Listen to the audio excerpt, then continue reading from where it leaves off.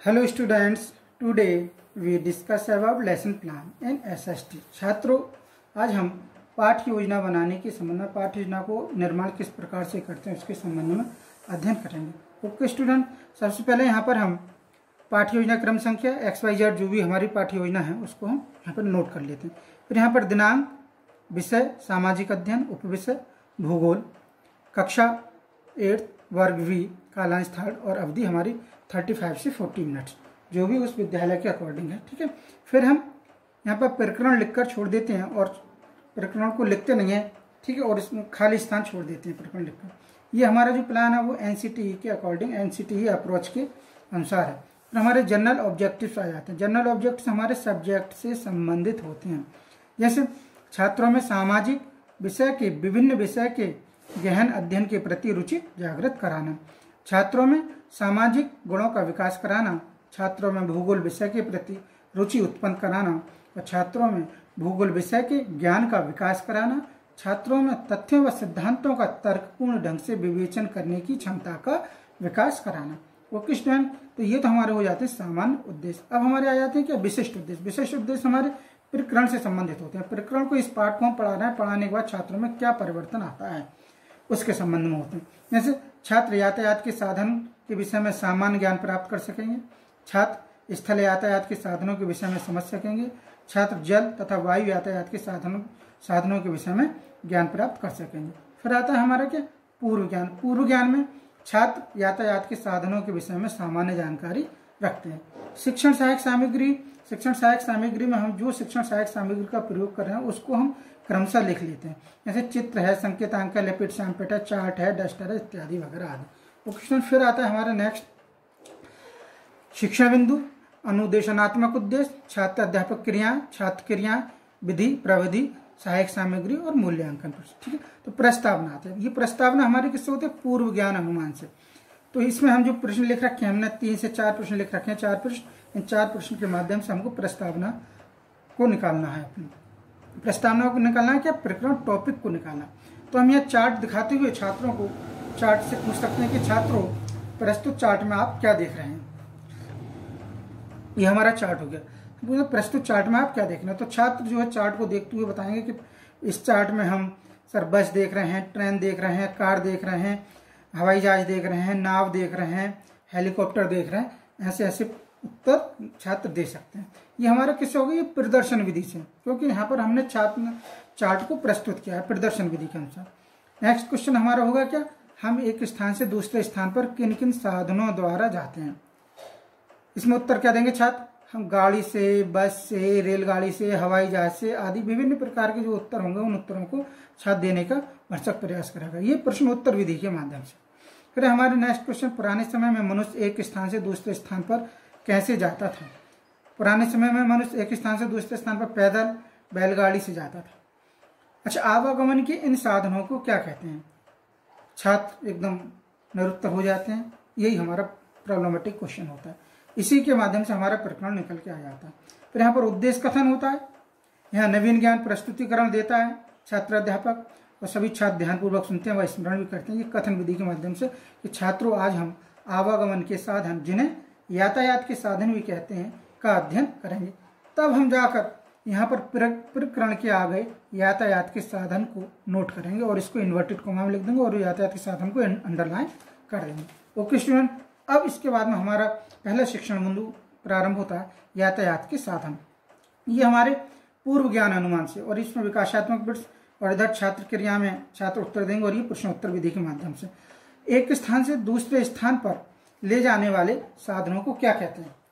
तो इसमें छात्र उत्तर देंगे एक स्थान से दूसरे स्थान पर ले जाने वाले साधनों को यातायात के साधन कहते हैं। ये हमारे किसी प्रश्नोत्तर विधि से हो गए। नेक्स्ट क्वेश्चन है हमारा, यातायात के साधन और किन किन काम में आते हैं। यातायात के साधन एक स्थान से दूसरे स्थान पर ले जाने का कार्य भी करते हैं। एक क्वेश्चन और है हमारा इसमें कि यातायात के साधन कौन कौन से मार्गों पर प्रयोग किए जाते हैं। हाँ, छात्र निरुत्तर हो जाते हैं। अब छात्र अध्यापक जो है अपना नवीन ज्ञान प्रस्तुत करता है और छात्र अध्यापक कथन करता है और सभी छात्र यहाँ ध्यानपूर्वक सुनते हैं। यहाँ पर ये बोलना सुनना विधि के माध्यम, क्योंकि छात्र बीच बीच में भी कुछ ना कुछ बोल लेते हैं। ओके स्टूडेंट, अब यहाँ पर स्टार्ट होता है हमारा स्पष्टीकरण, छात्र अध्यापक कथन। आधुनिक युग में यातायात के साधनों का महत्वपूर्ण स्थान है। इन साधनों के द्वारा हम एक स्थान से दूसरे स्थान पर सरलता से एवं कम समय में पहुंच जाते हैं तथा वस्तुओं को भी एक स्थान से दूसरे स्थान पर ले जा सकते हैं।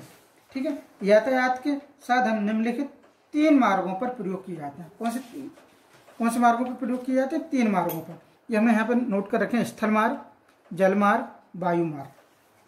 ठीक है, उपयुक्त तीनों मार्गों का अपना महत्व है तथा ये एक दूसरे के पूरक भी हैं और यातायात के साधनों का मुख्य प्रयोग शीघ्रता से यात्रा तथा सामान ढोने के लिए किया जाता है। ठीक है स्टूडेंट, ये हमारा यहाँ पर पहला शिक्षण बिंदु कंप्लीट हो गया। अब हम यहाँ पे जो है मूल्यांकन में मूल्यांकन प्रश्न कर लेते हैं।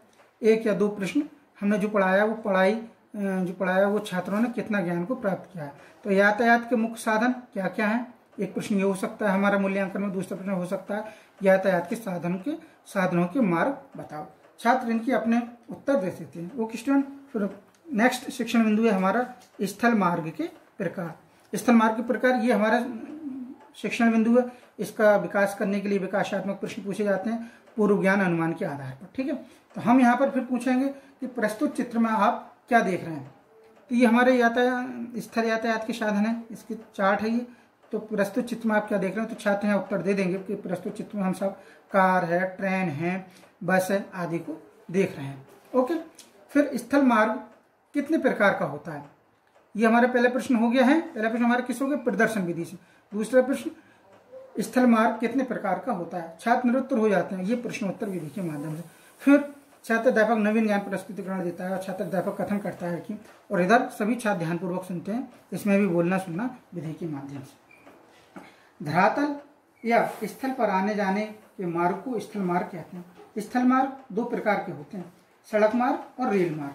सड़क मार्ग वे हैं जिन पर गाड़ी, बस, ट्रक, कार, साइकिल आदि दौड़ती हैं।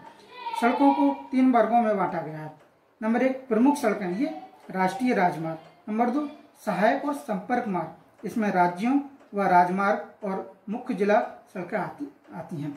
नंबर 3 ग्रामीण सड़कें, इनमें गांवों और कस्बों की सड़कें आती हैं। फिर नेक्स्ट है हमारा इसी में तो दूसरा क्या? रेल मार्ग। इसके अंतर्गत रेल तथा मेट्रो ट्रेन आती हैं। भारत में रेल का प्रारंभ सन 1853 में हुआ।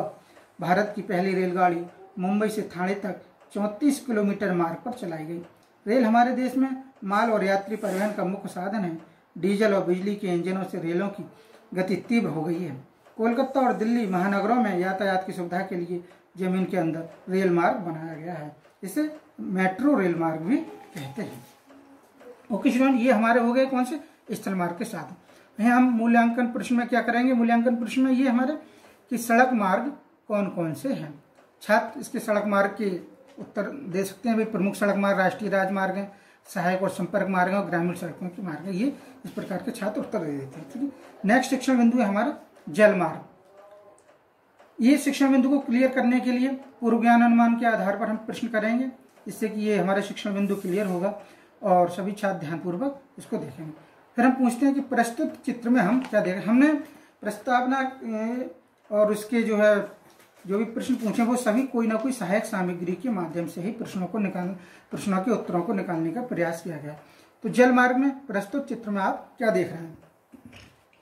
तो छात्र यहाँ पर देखेंगे प्रस्तुत चित्र के लिए। प्रस्तुत चित्र में आप क्या देख रहे हैं? तो छात्र बताएगा इसमें नाव देख रहे हैं, यात्री जहाज है और माल ले जाने वाले जहाज को हम देख रहे हैं जो पानी में चलाई जाती है। ओके स्टूडेंट, जल मार्ग नेक्स्ट प्रश्न होगा हमारा, जल मार्ग कितने प्रकार का होता है? छात्र निरुत्तर हो जाते हैं। ये हमारा प्रश्नोत्तर विधि से पहला प्रश्न जो हमने किया था जिसमें सहायक सामग्री का प्रयोग किया था कि प्रस्तुत चित्र में आप क्या देख रहे हैं, हमारा प्रदर्शन विधि के माध्यम से था। और छात्र अध्यापक कथन फिर दोबारा स्टार्ट करता है, नवीन ज्ञान का प्रस्तुतिकरण देता है। ओके स्टूडेंट, जलमार्ग 2 प्रकार के होते हैं, आंतरिक जलमार्ग और समुद्री जलमार्ग। नदियों व नहरों में नाव स्टीमर के द्वारा यातायात करने को आंतरिक जलमार्ग कहते हैं। भारत में आंतरिक जलमार्ग का प्रयोग पुराने समय से होता रहा है। समुद्री जलमार्ग समुद्र के रास्ते से यात्रा करने और माल के आने जाने वाले मार्ग को समुद्री जलमार्ग कहते हैं। रेल मार्ग के निर्माण से पूर्व यातायात का मुख्य मार्ग जलमार्ग ही था।